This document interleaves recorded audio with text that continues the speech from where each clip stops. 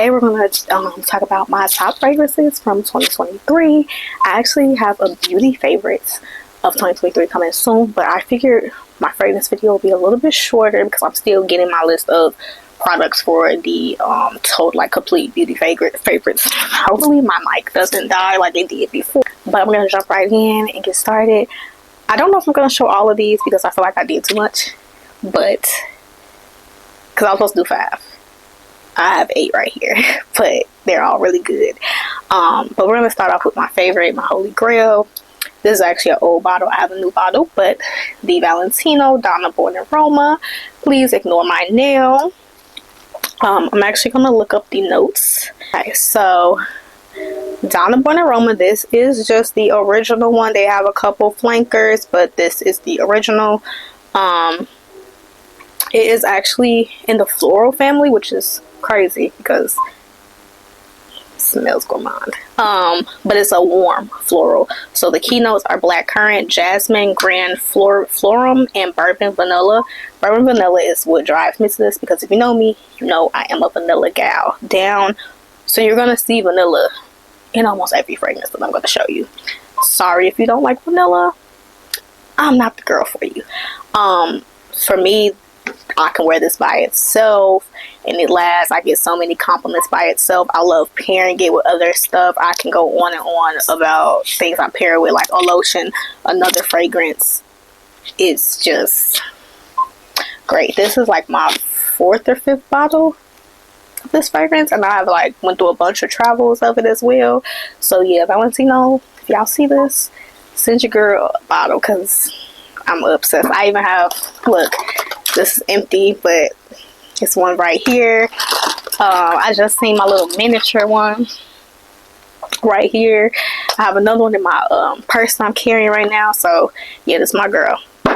Next, this is a new favorite of mine, Prada Paradoxe. This is the regular one, the original. They have an intense version out as well. I do like that one too. I just haven't bought the full size. Prada Paradoxe reminds me of Born in Roma. So let me look at the notes so I can tell you guys, because they might be similar. Warm florals, but their keynotes are different. Neroli bud, white amber, white musk. Crazy because I don't care for any of those notes normally. Together, match made in heaven. With Vanilla Cashemere lotion. This, obviously, as you can see, this is the holy grail. I have another bottle. I've been through plenty of these. That is the EOS Vanilla Cashemere, if you couldn't see. But yes, this is super, super good. The intense version, again, is that one is also really good. I just don't have the full size. Again, this isn't actually considered a gourmand. It's considered a floral. I can see why. But it does have similarities with Born in Roma, which is weird because they have no similar notes. But beautiful. Next, we're gonna go to Burberry Her Exlir. Burberry Her, the original, was my favorite, and I still love that one down. But when I smelled this and got this one when it came out, kicked her right to the curb. So I'm gonna put Burberry Her up here, and we're gonna compare those notes to these notes. This is a warm floral. This is dark red berries, jasmine, and vanilla. Now, the original Burberry Her is fruity floral, dark berries, jasmine, musk, amber. That probably explains why this one kicked the original to the curb, and it's like down here, y'all. Because of that vanilla, it's way warmer and creamier, so it's like strawberries and cream. This in Strawberry Poundcake from Bath & Body, match made in heaven. This also pairs well with the original Burberry Her, but with this, it's so good, y'all. But yeah, I would say a lot of people normally say when they when a brand comes out with the flankers, do I need both? This one I would actually say yes, because they're not, it's not like it's an intense version or something. They're different scents. They're completely different. They don't smell alike at all to me, so for me, I need both in my collection. Strawberries and cream is way warmer, like I said, creamier versus Burberry Her is a little bit more light and feminine. Not saying that this isn't light and feminine, but Burberry Her Original is softer. So yeah, you can, you know, have both to pick and choose. Next on the list, we're gonna go with my girl Kayali Vanilla 28. And also, I just want y'all to know, even though this is a newer bottle, so the dent isn't that big, but like this one is at the bottom. Obviously I'd have a new bottle of this, but this was at the bottom as well. This has a dent, so I use my fragrances. Even though I have a lot, I use my fragrances. I wear them. Self-explanatory. Everybody knows about this. Very simple vanilla. As you can see, my juice is very, very dark. Over time, it has gotten darker because when I got it, I wish I had a picture of it. I probably could find one of how it looks when you first buy it. But a lot of vanilla fragrances get darker over time. I believe it's called macerating. I'm going to look that word up to be sure that's the correct word. But essentially, it's just marinating. And the longer you let it sit, and that goes for a lot of fragrances, the longer you let some fragrances sit, the better the scent will be. Especially ones that have vanilla in it. Because when I first bought this, I didn't care for it. Like, I was like, it's overrated, overhyped. And some people still might say that, but once it, you know, warmed up and everything, I love it. And it goes well with so many. Like, you can wear it with Born in Roma, get you a boozy vanilla. You can wear it with Prada Paradoxe.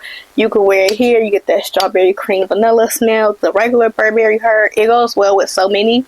And I will do a video on some nice perfume combinations that I like and that I get lots of compliments on. Because I don't gatekeep, so yeah.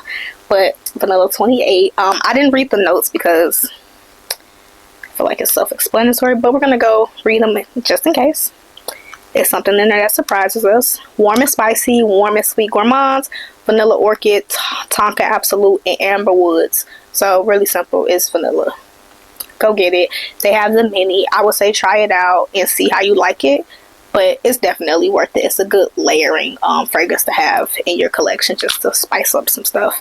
Next, we're going to go with my favorite special occasion scent. MFK Gentle Fluidity Gold. And as you see, this juice is dark. And again, a lot of people's juice looks different. So there are some people whose juice is lighter than mine, or some people's are purple. But here is how mine looks over time. And it's definitely gotten darker and still getting darker. Let me grab these notes for this one. I'll also try to put the notes for the fragrances. Even though I'm reading them, I will put them somewhere in the corner. This is crazy because when I first bought this, I fell in love with it. But I was one of those people who was like, no, don't wear this. Save it. Only wear it, you know, when you're really, really going somewhere, special occasions. And I still do that, but I do try to wear it a little bit more because it's like I spend my money on it. So why keep it locked up and never wear it? It's just gonna sit there. So I do try to wear it a little bit more often. As you see, it's a dent in it. Definitely is a dent. Especially when you spend this much money on fragrances, like this is almost $300. Why am I just letting this sit here and not be used? No. Use it. So I definitely wear it like on date nights, or if me and my friends go out, something like that. If I want to, you know, feel special. I wore it on my birthday with this one, and one of my cousins was like, what are you wearing? And it was those two put together, the Burberry Her Elixir and Gentle Fluidity Gold.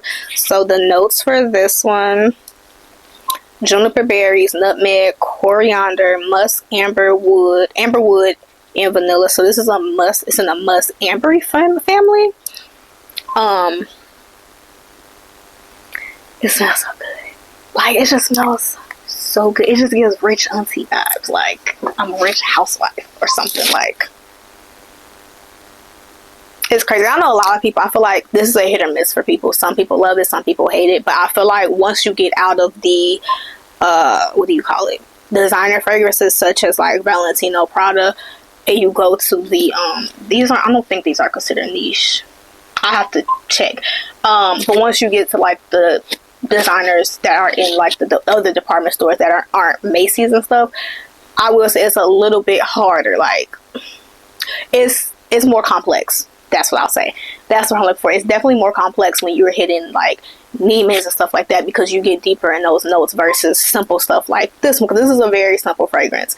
and I love it. Not that there's nothing wrong with that, but I'm just saying, which is why I feel like it's hard trying to find ones in the more expensive brands that you like, because they like to throw crazy stuff up in them and you're like, what is this? But people also don't realize you have to like really let a fragrance dry down to get the full, like, you're not gonna, some fragrances you will spray and, oh, I really like it.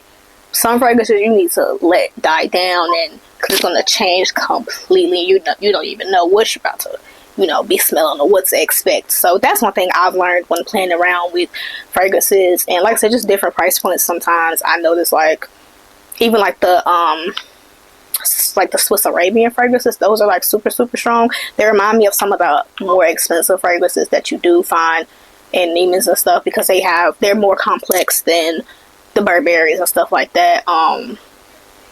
They have like those ouds and stuff, which you're like, I don't know if I like that. Like, those are stuff like, it's hard to blind buy, because you really should play around with those before just going in. But anyways, next we are going to, let's see, JPG La Belle. First of all, let's have a little commotion for the dress. I love this bottle. This is like one of my favorite bottles ever, because look at it. And as you see, look at the juice. Dark. This juice has gotten so dark over time. This is an amber vanilla fragrance. I'm trying to get the exact notes. This has pear, bergamot. It has floral notes and leather. Base notes are vanilla, velvetier, amber, and musk. You smell the pear, and I've never had pear in a fragrance. It smells so good. It reminds me of this a little bit. Reminds me of Gentle Fluidity Gold just a little bit. They have a little bit of the same DNA, because it gives you that rich auntie housewife vibes, like, that girl, like, I'm grown type of thing. When I first smelled it, I didn't like it, and then I think I went back to Macy's, smelled it again. It dried down in the car, and I'm like, what is this? It was this. And this is an amazing fragrance, so I would say just go smell it, play around with it. They have travel sizes, so it smells so good. And this pair is decent with some stuff too. I have stuff in my notes. Like, I have notes of perfume combinations, so if anybody wants some, I can share those with you guys. Next we have Givenchy Irresistible. And this one is so different for me. Let me pull up these notes.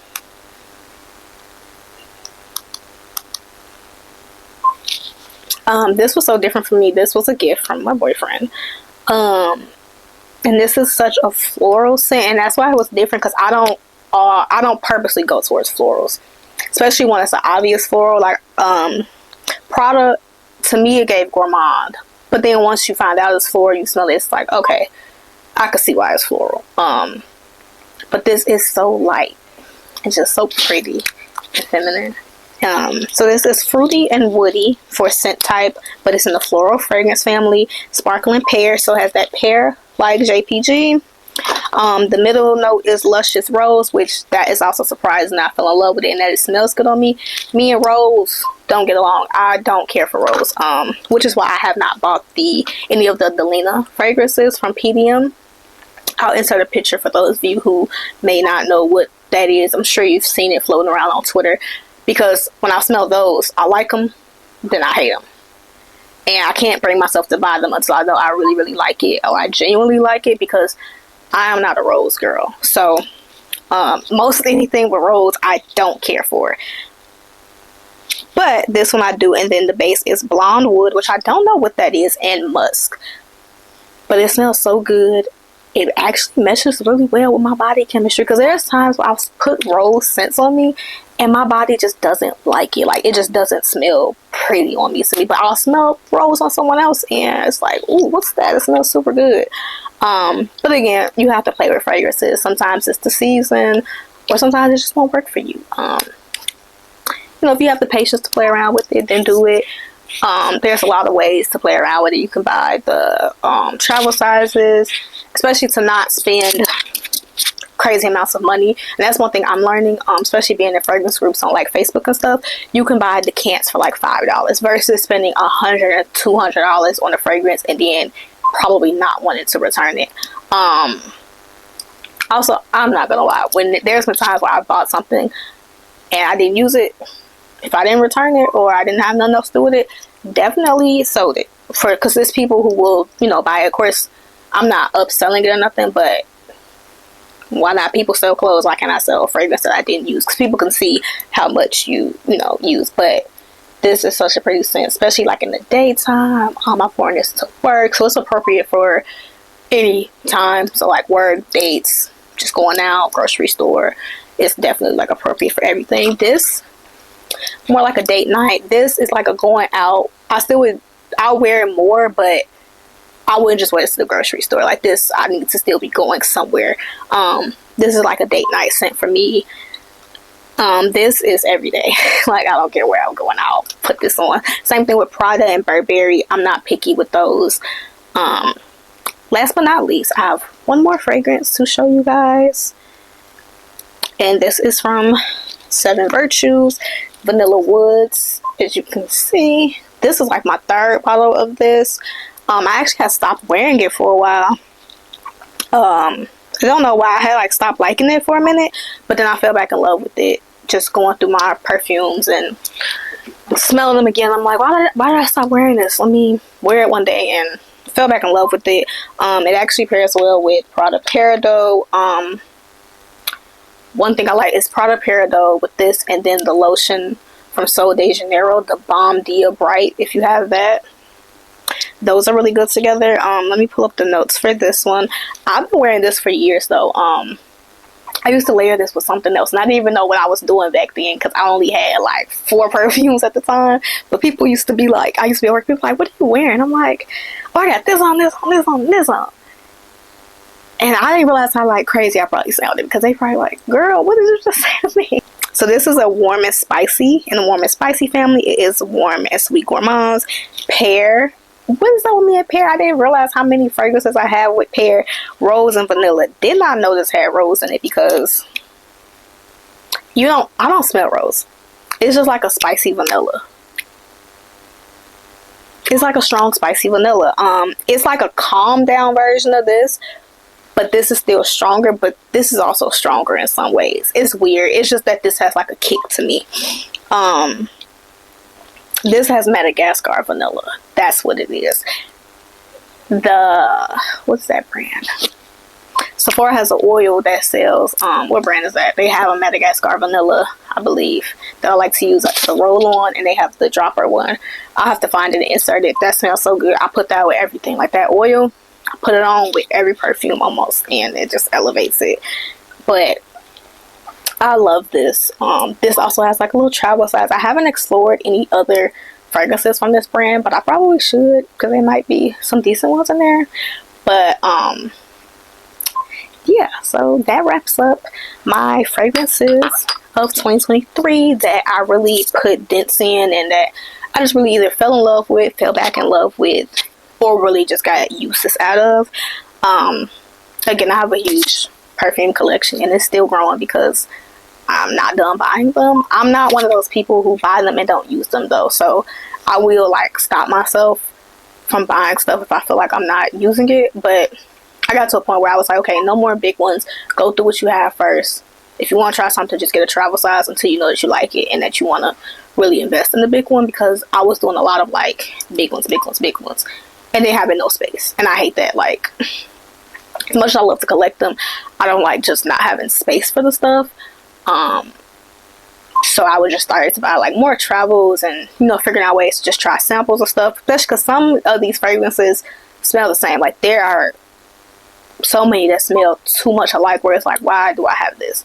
Now it's just like I'm addicted, which is nothing wrong with having an addiction as long as you can afford it, but I just wanted to slow myself down. So I realized that I have went through a lot of my fragrances, so I am at a point now where I am going to start me a new list of fragrances I want to try, because I do want to revamp my fragrances, because I feel like I'm over some of them. I want to get rid of some of them. Like, for example, my Jimmy Choo, I Want You, I don't think I love it anymore. If you have that one, it doesn't hit the same for me. I don't know what it is. I'm gonna play around with it before I just throw it out. Well, I hope I don't have to throw it out. I don't like wasting stuff. But I also don't like Good Girl anymore, the original stiletto. I like that, like, when it first came out. After that, I have a big bottle of it too. What else? I have so many. But I definitely have like a little list, a wish list of fragrances that I do want to get. So I think the next time I'm gonna buy a new fragrance is probably gonna be for my birthday. I'm gonna get myself one for my birthday. I'm trying to decide who do I want to go play around with, smell, and get. I really want to try a LV fragrance. I really want the sampler set from them, but it's currently sold out, and I feel like it's not going to be back in stock by my birthday. But I still would buy like one of the other bottles if I, you know, go in and smell them and find one I really like. So I would say one of those, or there was also, I think, a Bond fragrance. It was a Bond and somebody else, another fragrance that I had smelled. I can't remember. But yeah, I'm just gonna go to the store and probably just smell around, smell some new stuff, see what I like. I'll probably take you guys with me, do a little vlog. But yeah, so I hope you all enjoyed the video. Comment down below some of your favorite fragrances from 2023, and maybe some ones that you plan on trying in 2024. If you have any ones that I showed, let me know how you like them, or if you plan on trying any of these. And if you have any recommendations for me, drop them down below as well. Comment, share, like, subscribe, and I'll catch y'all in the next video.